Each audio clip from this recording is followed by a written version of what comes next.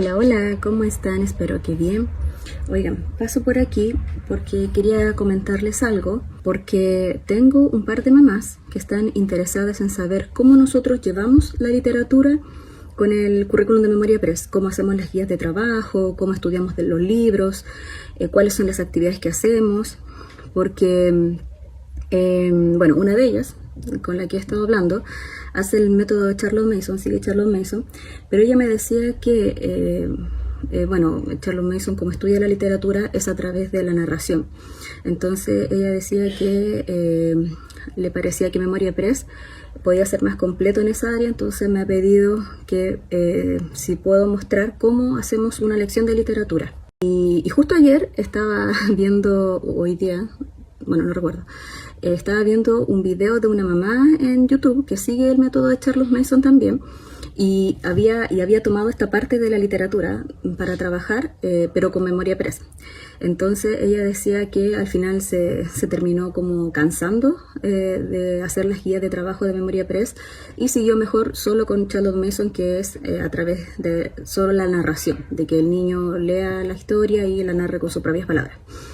Entonces me hizo pensar que probablemente, claro, puede que se piense que es mucho lo que el niño tiene que hacer a través de completar una guía, responder preguntas de comprensión, pero también hay que tener la comprensión de que, al menos como se trabaja la literatura desde Memoria Press, es fundamental para poder llegar a la composición clásica, o así al menos lo veo yo, porque nosotros a través de la literatura tocamos muchos temas en relación a la gramática, pronunciación, se pueden trabajar muchos temas a través de la literatura. Entonces, bueno, y esta mamá me decía que ella siente que es incompleto o le falta algo al método de Charlotte Mason, por eso quería saber cómo nosotros lo hacemos con Memoria Press. Y la verdad es que yo puedo decir que estoy encantada de cómo estamos abordando la literatura, cómo mi hijo está aprendiendo, y yo sé que, bueno, a lo mejor no hacen un homeschool en inglés, pero de todas maneras les puede servir para llevarlo a su realidad en español, según los libros que tengan. Porque he visto de verdad que es muy completo como lo hemos trabajado desde primer grado, y ahora que estoy en segundo grado con mi hijo mayor, estoy fascinada, y me pongo a pensar qué lindo hubiese sido que yo estudiara así la literatura cuando era niña, si es que leí libros cuando era niña, porque la verdad es que, bueno, no sé, ya, y que ahora mis hijos tengan esta oportunidad de poder disfrutar así de la literatura, estudiarla, leerla, libros tan bellos, de verdad, y que disfruten, que sea un disfrute, porque eso es lo otro también que escuchaba de esta mamita del canal de YouTube, que ella decía que su niño leía, pero cuando se enfrentaba a hacer las guías, como que se apagaba. Entonces como que ella vio que su deseo por leer se iba apagando solamente por el hecho de completar esas guías. Pero eso también me llevó a pensar de que, claro, o sea, era el primer año que ellos estaban haciendo Memoria Press, venían con el método de Charlotte Mason antes. Igual pienso de que, claro, cuando uno quizás no empieza desde el principio con Memoria Press, porque que hace Memoria Press sabe que es un currículum exigente, sabe que es muy exigente en el área de escritura, literatura, matemática, se sabe. Entonces, claro, cuando de pronto tú vienes de un currículum que quizás no es tan exigente y te cambias a Memoria Press, tú notas el cambio de inmediato. Entonces, ¿por qué quizás yo, en mi caso, no he visto ese hostigamiento en mi hijo? Porque nosotros, como hacemos desde el principio Memoria Press, él tiene todo ese entrenamiento, ya está acostumbrado a escribir harto, ya está acostumbrado a ese ritmo de aprendizaje, que bueno, es harto, en el fondo es.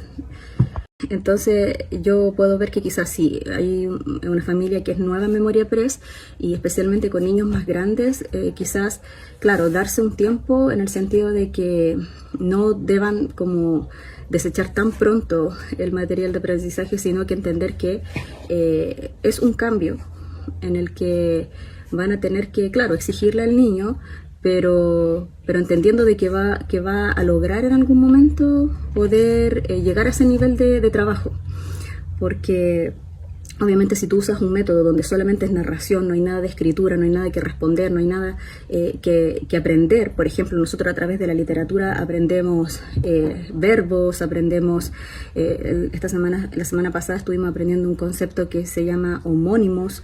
Entonces, claro, o sea, si tú no vienes con ese entrenamiento, es difícil que el niño de la noche a la mañana lo asimile y quiera hacerlo. Entonces, al menos pienso que desde cómo Memoria Press aborda la literatura, a mí me encanta, me encanta.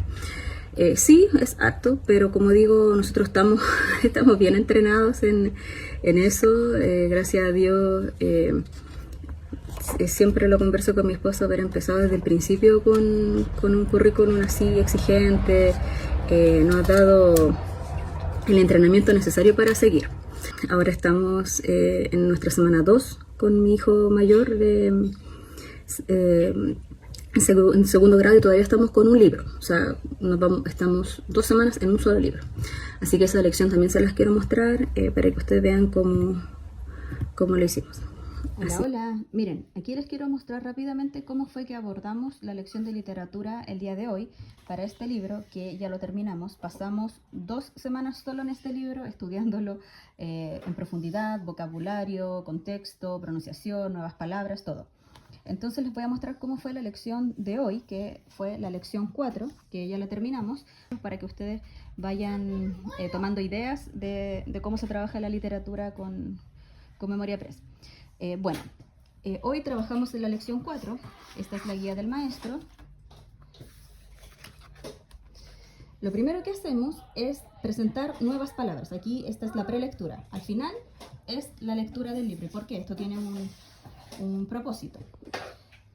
Bueno, primero presentamos nuevas palabras. Aquí me tengo que hacer unas flashcards para poder presentar nuevas palabras. Obviamente yo estudio la pronunciación de estas palabras antes de enseñársela a mi hijo, porque ustedes saben, todavía no manejo bien el inglés, entonces tengo que estudiarme esta pronunciación antes y mostrarle ahí las flashcards para que él vaya aprendiendo pronunciación y nuevas palabras. Luego pasamos a la parte de fonética, donde estas sí las incluye, que son las flashcards de phonics. Aquí no voy a profundizar mucho porque la verdad es que esto viene desde kindergarten, que son reglas fonéticas, pronunciación. Entonces, por dar un ejemplo, aquí cuando tienes la combinación de SU, suena así. Entonces, cuando tienes aquí, en este caso treasure, pero bueno, eso lo enseño en ese momento y para esto sirven estas tarjetas, para ir asimilando patrones de sonidos, donde los niños vean la combinación de letras o equipos de letras y puedan pronunciarlas. Bueno, después Common Words, que ya están acá. Luego vemos pronunciación y aquí el niño tiene que decir, es que ya lo pasamos, repasamos aquí y después vemos vocabulario, significado. En este caso te dicen que des el significado para la palabra que está en negrita. Porque esto es importante antes de la lectura. Una vez yo escuché, leí a Edward Hirsch, que él decía, si tú quieres en un establecimiento educacional hacer un examen injusto de comprensión lectora o de literatura, hazle leer el libro al niño sin enseñarle vocabulario, sin enseñarle lo que tiene que saber para poder prosperar en esa lectura. Y eso es lo que pasa hoy en las escuelas modernas, que ¿qué es lo que se evita? No se enseña vocabulario previamente a la lectura, entonces el niño lee el libro, se enfrenta a vocabulario que no conoce, ¿y qué es lo que hace? Que no haya un progreso continuo de la lectura. Entonces por eso es primordial, desde el enfoque de la educación clásica, enseñar esto previamente para que el niño, cuando se sitúe en la lectura, pueda entender esto ya desde antes, para que no sea desconocido para él. Y parece tan lógico, ¿cierto? Pero la verdad es que no se enseña así actualmente en los colegios. Y si se enseña, maravilloso. Pero bueno, así nosotros lo abordamos, estudiamos vocabulario antes, esto yo lo copio en la pizarra. Obviamente primero a él le pregunto, le digo le pregunto qué es lo que significa, y si no sabe, lo escribo en la pizarra.